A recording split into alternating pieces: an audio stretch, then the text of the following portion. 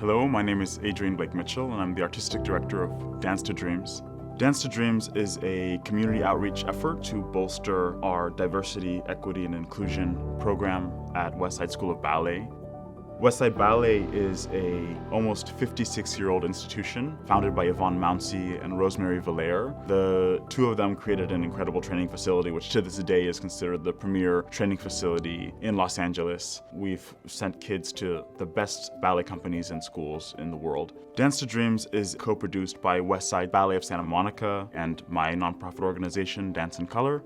My nonprofit's goal was to create access and equity, and then the school had this large desire to become more diverse. I began working with them on their diversity efforts, making sure that we were representing people from various races and socioeconomic backgrounds. And we do that not just with the kids, but with the teaching staff, with the leadership from the bottom up. We work to widen the net, creating equal access to dance education for people from various races and socioeconomic backgrounds. People like to say, the door is open, like anyone can come in and study dance. I don't think that we just have to open the door, but we have to pull them in, make them feel at home, make them feel welcome. So there's a lot that goes into that. I said, we're gonna bring in these teachers of color and we're gonna pay them well. We're not just gonna bring them in for some measly rate, but I wanted to compensate them with what I believed was fair and reasonable. I wanted them to learn dance and be introduced to dance at least by someone who looked like them. Robin Gardenhire was our ballet teacher, steeped in this kind of outreach, diversity efforts. She comes from great pedigree of having danced at the American Ballet Theater. Arnaud, he is Ukrainian, and I met him, he had a performance of the United Ukrainian Ballet. And then we had Chani Bell, who taught jazz and hip hop, and she brought amazing energy. And the kids, I kind of tricked them into the ballet part by giving them the jazz and hip hop, because that's easy for kids. It's the music that they know. And then I snuck ballet in every day as the medicine, and hoping that some of them will begin to develop a love for it. Dance is notoriously expensive, both learning how to do it and going to watch it. That is usually the biggest barrier of entry for studying ballet, especially classical ballet.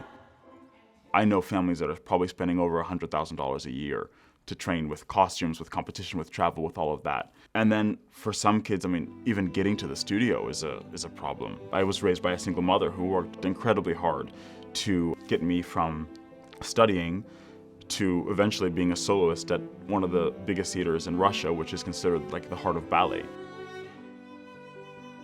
Point shoes are like $100 a pair. That's why my mom said, I asked her it was only a few years ago, I said, what would you have done if I studied ballet?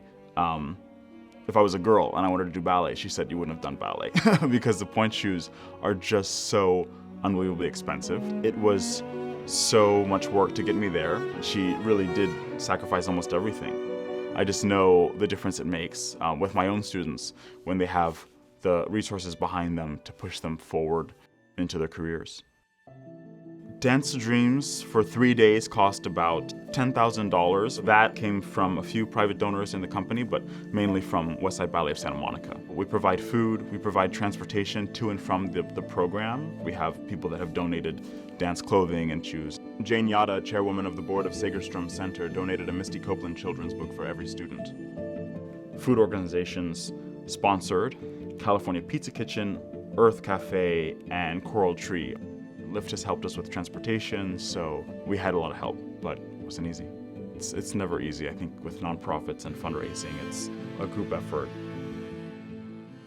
Tradition is not how we preserve the past, but how we celebrate it. The patrons have to know that to sustain this art form, which is so classical and so beautiful and so important to so many people, it has to have a place in culture that is respected and loved by the people as a whole. People think of ballet as being embalmed and not celebrated. It has to be alive, it has to be relevant. On one side of it, we're trying to create dancers from these backgrounds and a diverse group of professional dancers, but we're also trying to use dance to heal. Dance can bring someone from a bad situation to their dreams. I think it's about just developing the love of it and telling stories from different perspectives. That'll be the catalyst of change. It's going to be a constant push to make sure, especially in an art form like ballet, that it is diverse and that it is accessible. It's just something that I'm prepared to commit my life to. I'm hoping that everyone will continue with me.